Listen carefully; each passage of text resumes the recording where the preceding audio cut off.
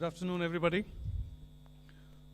On behalf of the Press Information Bureau, I welcome you all to this press conference on the Interim Union Budget presented by the Honorable Finance Minister, Srimati Nirmalasitharaman in Parliament today.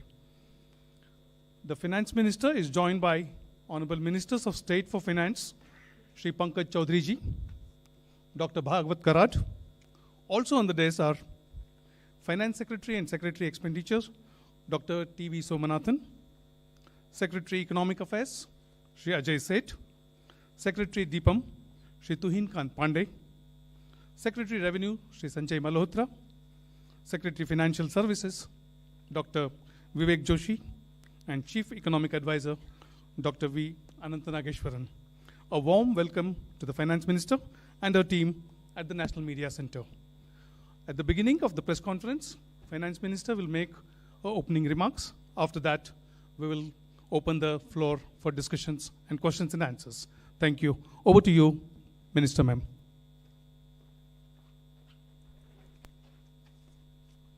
So thank you for coming here today.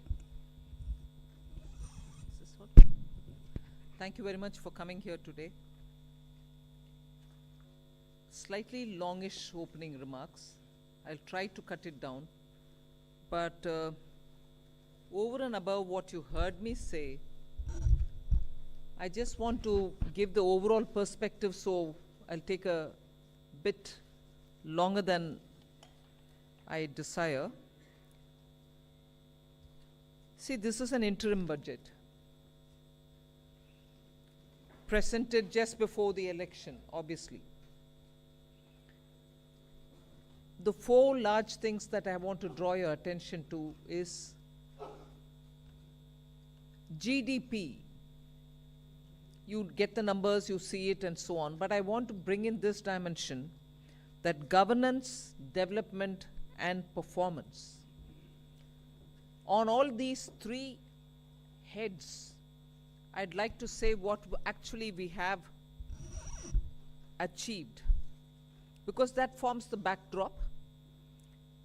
So on governance, this budget speaks from a position where we have delivered on development, we better manage the economy with correct intentions, correct policies, and correct decisions.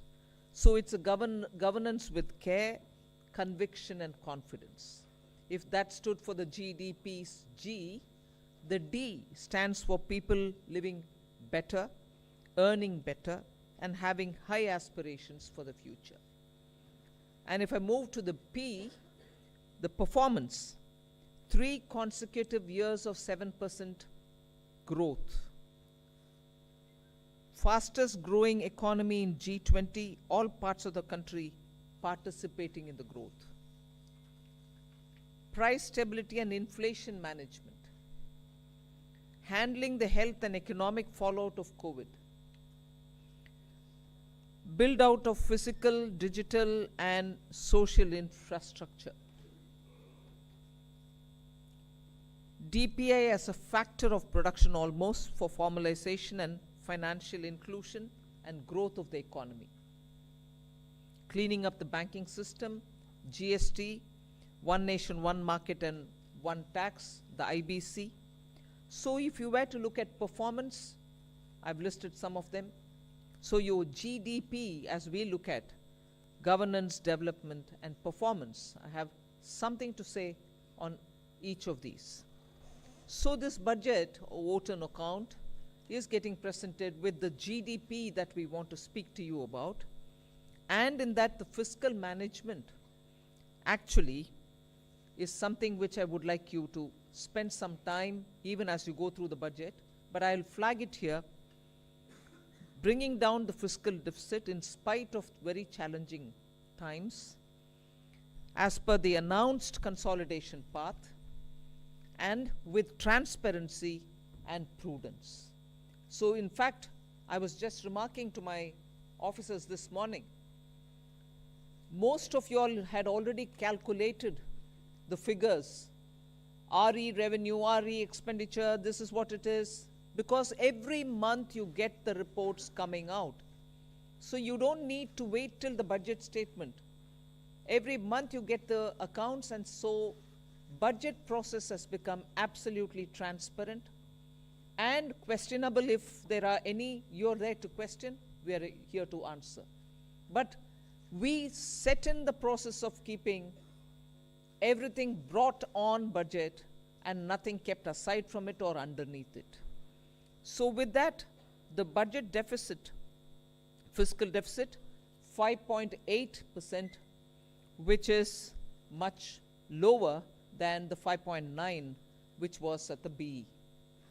Similarly, for the 24-25 budget, we've given 5.1 as the fiscal deficit, so clearly indicating that we are on track to meet the glide path which was set in 2021-22, and that we are well on track to meet the 4.5% fiscal deficit, on or below 4.5 even by FY26. If this is the background with which I'm talking and the presentation of the budget happened, I want to very clearly put some things under the heading, if you want to call it that, Disha Nirdeshak Baatein. You must have heard the Honorable Prime Minister speak before the Parliament session, well before the session commenced. His usual customary remarks. He said the budget will be presented tomorrow and you will have some Disha Nirdeshak Baatein in it. So, what are those Disha Nirdeshak Baatein? There are about 5 of them I highlight. Social justice as effective and necessary governance model. So it's not just a slogan for us, social justice, we'll have to work for Nyay. No. We've shown you that it is a governance model and a successful one at that. So social justice as an effective and governance, necessarily a governance model. Then 4 major caste groups, as we call it, as Prime Minister has emphasized: the poor, the women, the youth, and the Annadata. So Disha Nirdeshak Baatein, you have the second point. Third, focus on infrastructure. This year again, massive increases of capex happened in the last 4 years. This year too, there is 11% increase, resulting in a very recallable number, 11,111 crores. So continuing the trend of the last 4 years, where capital expenditure has been the route, one for revival earlier from COVID, and now for sustained growth towards Amritkal, towards the Vikasit Bharat goal. Fourth is the using of technology as a huge opportunity. DPI as almost a new factor of production. So it is actually bringing in the value addition to the economy. It is facilitating every sector to bring in the value addition which is so required and improves on our productivity. And the last Disha Nirdeshak Baatein is high-powered committee for extensive consideration of challenges arising from population growth and demographic challenges. So if these are Disha Nirdeshak Baatein, what were the major announcements? I'll recall very quickly 12 of them. I'm not spending any time except for reading out what those 12 are. 2 crore more homes under the PM Awas Yojana. We already completed nearly the 3 crore. Housing for middle class. Rooftop solar for at least 300 units of power generation every month, which will be muft bijli for the households. There will be some assistance and some kind of a funding which will be extended. So you're generating renewable energy, providing the renewable energy generators the free that which they would want to use, and over and above that, the surplus that they produce can be used for selling and earning money out of it. Enhancement of target for Lakpati Didi from 2 crore women to 3 crore women. Preparing and empowering the MSMEs to grow and compete globally, aligning regulatory environment for them. The 6th is making sure that the eastern region, and when I say eastern region, I'm not talking about northeast. Northeast will get the attention that they've been getting all the while. They will still continue to get it, and they will be on the top of our priority. But when I say the eastern region, I'm talking about Bihar, Jharkhand, Chhattisgarh, and Orissa, making sure that they'll become the engines of growth for the new Amritkal India that we are trying to use as a bridge towards leading to Vikasit Bharat 2047. And Eastern India, I've missed out on West Bengal, please add it. Bihar, Jharkhand, Orissa, Chhattisgarh, and West Bengal. Next generation reforms will be carried on, building consensus with states and stakeholders for reform, perform, transform. 3 major corridors, which are programs for railways, for logistics efficiency, and they have been explained.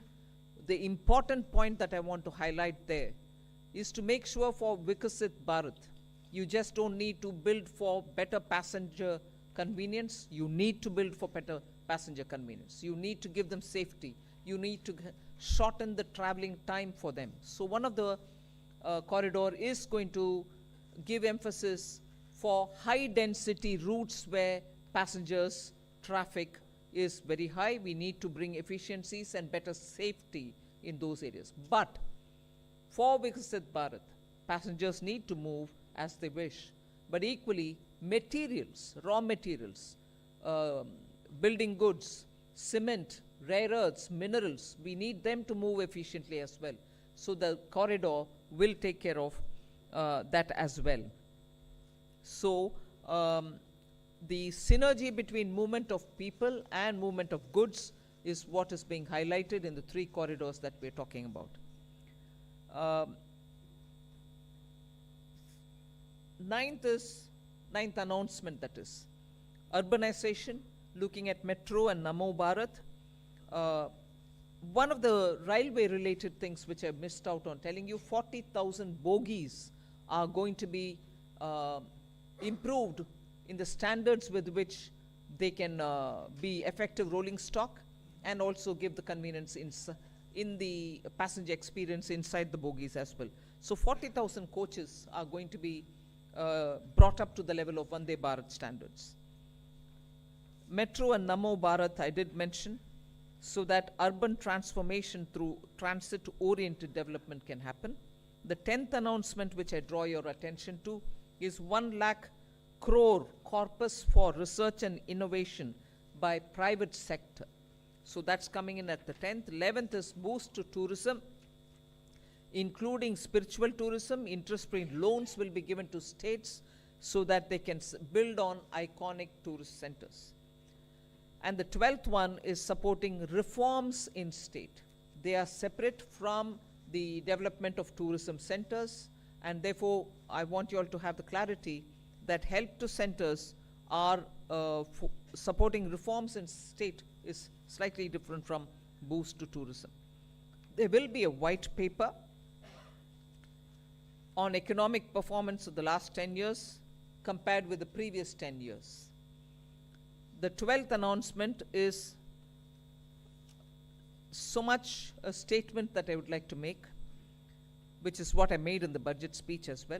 Government has got the trust and the confidence and the blessings of the people based on its exemplary track record of GDP, as I said, governance, development, and performance, effective delivery, and also on Jan Kalyan. So highlighted points have been realized as goals of Vikasit Bharat till now, and they are the realizable goals also continuing to be so, because what we want to underline is we govern with good intentions, true dedication, and hard work. in the coming years. And that's why Amrit Kal is also now called Kartabya Kal. In short, that's the budget. Thank you very much. The Finance Minister has just now encapsulated the key highlights of the budget. We'll now open the floor. We can begin with the front row here. Please go ahead, 53. Please hand over the microphone here. Hello, ma'am. This is Priyashmita from Informist Media. Ma'am, I wanted to know about the projections in your tax collections. So tax collections are seen currently growing at about 14.4%. Your April to December data shows. However, the projections in your budget are lower than that. So a back of the envelope calculation shows that you're going to get about 55,000 above your revised estimate if the collections continues. So your estimates are conservative, would you say that? I'll certainly ask Somanathan to come in on that. Estimates are always realistic with us. So let me clarify this.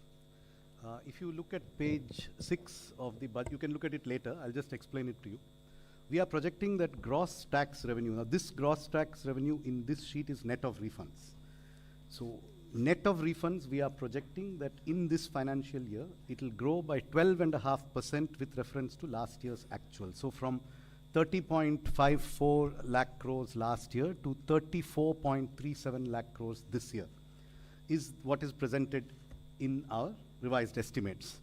However, the sharing of taxes with the states is different for different taxes. Not all taxes are shareable in the same ratios.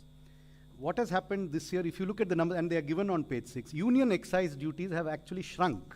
They have not increased. Most other taxes have grown at, as you say, 14%, etc. Union excise duties have grown minus 5%. That reduction is almost entirely on the account of the center, because the same way that cesses are not shared, reduction in cesses is entirely borne by the center. So as a result, the state's share has increased by 16.5% in our revised estimates. Between the state share in the revised estimate and the state share last year, there's an increase of 16.5%. So taxes are growing 12.5% net of refunds. State share is growing 16.5% net, and therefore net to center is growing only 10.8% approximately. So there is no expected further padding or anything here. This is our realistic but slightly conservative estimate. Okay, the next question, please. 65. Please go ahead. Hi, ma'am. Yeah. I'm Kriti from Informist Media. So you mentioned that CAPEX, there has been a push towards CAPEX. However, the CAPEX jump for this year is 11%, right? Which is lowest in last 4 years. So are we moving towards a place of moderation in CAPEX? And secondly, while the budget, this is another unrelated question, while the budget clearly says that you are committed to your 4.5% target, you have also been recommended to bring down your debt to GDP ratio to 40% level, which still stands above 50%. So how are we looking towards moving towards that target? Thank you. First of all,